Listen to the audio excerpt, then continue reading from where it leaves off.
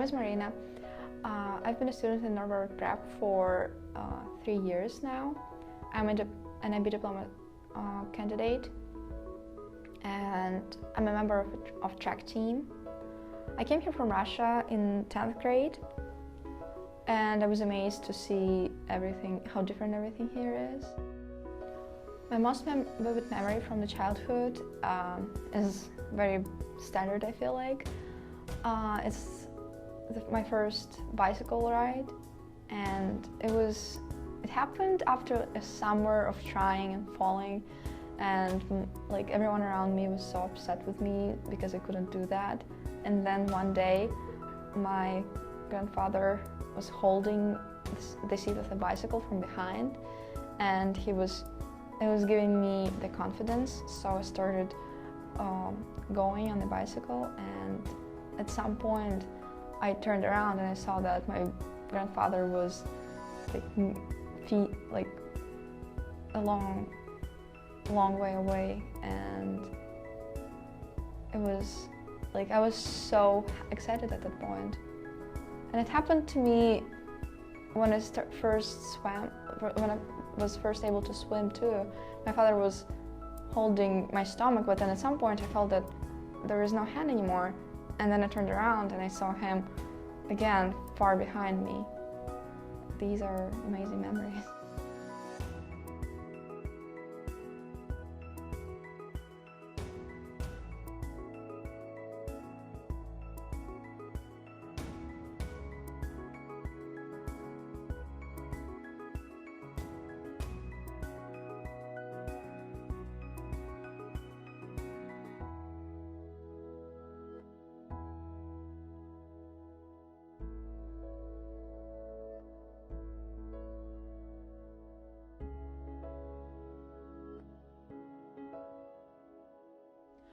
I grew up in Moscow, and we used to live in a small neighborhood.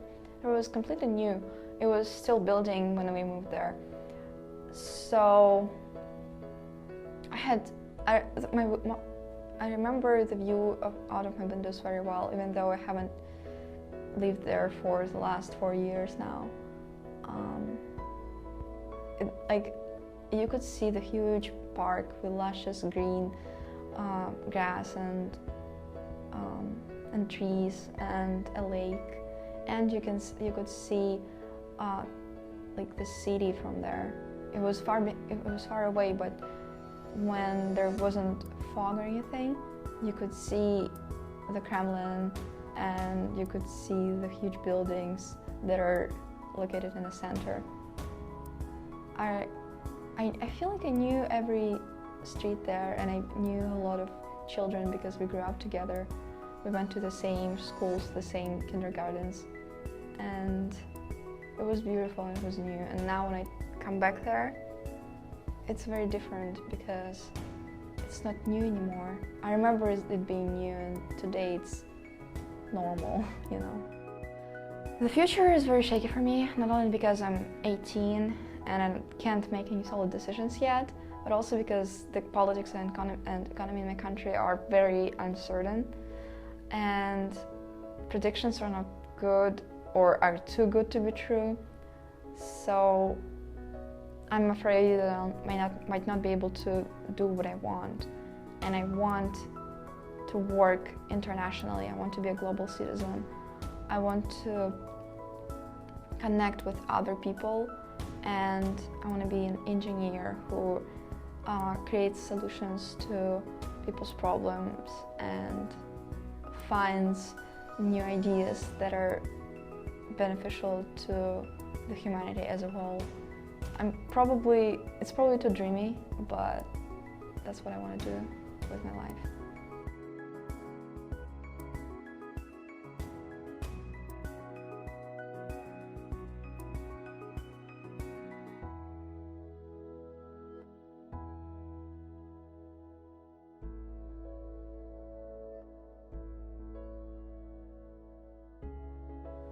I applied to a lot of universities that are great.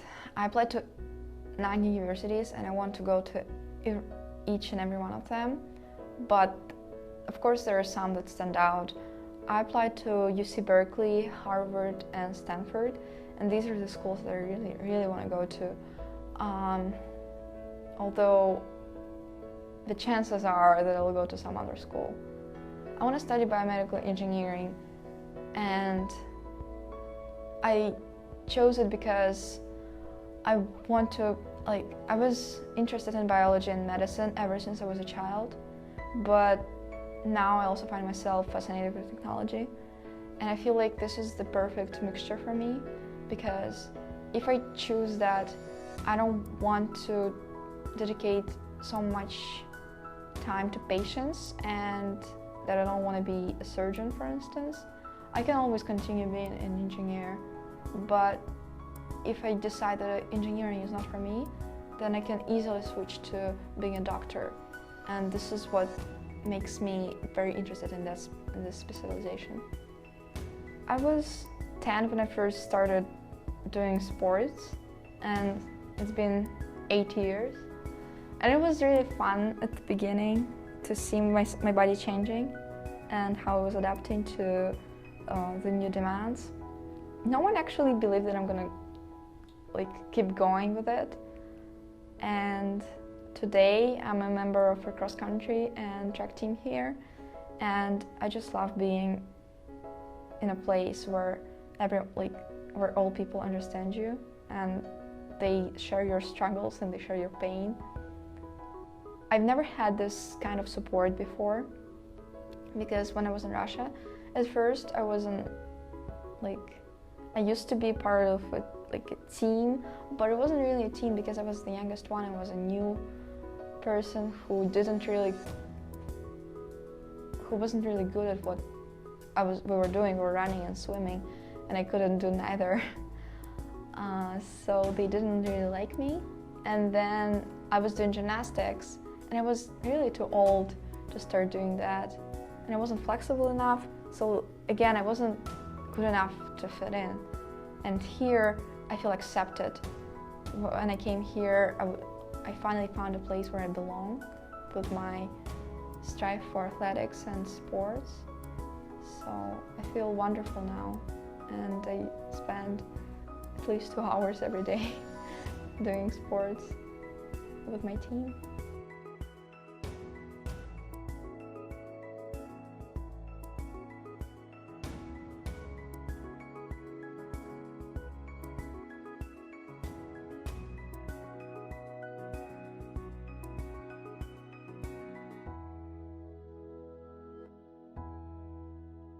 I've never been a bad student. When I was in primary school, I was mostly getting B's, but it was because I didn't really care for what we were studying there. It was too easy for me, so I didn't bother to do homework. But then in middle school, I started getting straight A's, and when I came here in 10th grade, I was so frustrated with not being able to get straight A's as easily as I used to, because here it's not enough to just understand the general idea. You need to understand material in depth, and you need to learn to solve problems and to apply the material that you learn. So I really had to now I have to dedicate a lot more time to practice and learning on the internet how to approach different problems in math or physics or even English, because the way that people write essays here it is an art. It's just a set of skills that you need to learn. I've never heard it before. So at the beginning when I came here it was hard, but then I learned that I need to apply more of my time to it, and I basically lost all social life between running and doing homework and learning how to get all the skills that Americans have been developing since primary school. But today, I feel like I'm not mastered, but my skills are on a good level for high school, and it really helps me with learning, because I don't need to worry as much about not writing an essay in a way that it should be. I can just focus on the process of analyzing a book or something. Basically, to get good grades, you need to spend a lot of time doing your homework. You need to be focused in class, and to not be distracted, I always sit in the first row, so the teacher is right there and I can't really use my phone because it would be rude. And I always take notes. These are the only things that I can point out. When I was in Russia, I was in a school where I knew everyone, and I didn't feel like the environment was challenging me. Not only I was very comfortable with all the people there, but also the classes weren't as challenging as I would like them to be. So I was asking my parents whether I can change schools, and they suggested as an idea for me to look at schools abroad. And well, I feel like they have forgotten about it pretty soon, but I started searching and I found a few good options. And although it was pretty late in the year to apply to some competitive schools, I knew that I wanted to find an environment where I could be challenged. So I looked into IB programs, and when I finally came here, I knew, I found what I was looking for. I was looking for challenging environment, new people, which wasn't hard, especially when you change schools, and a place that is open to new ideas, and it's not really the case in Russia. So I was searching for diversity and new ideas, and I found them here.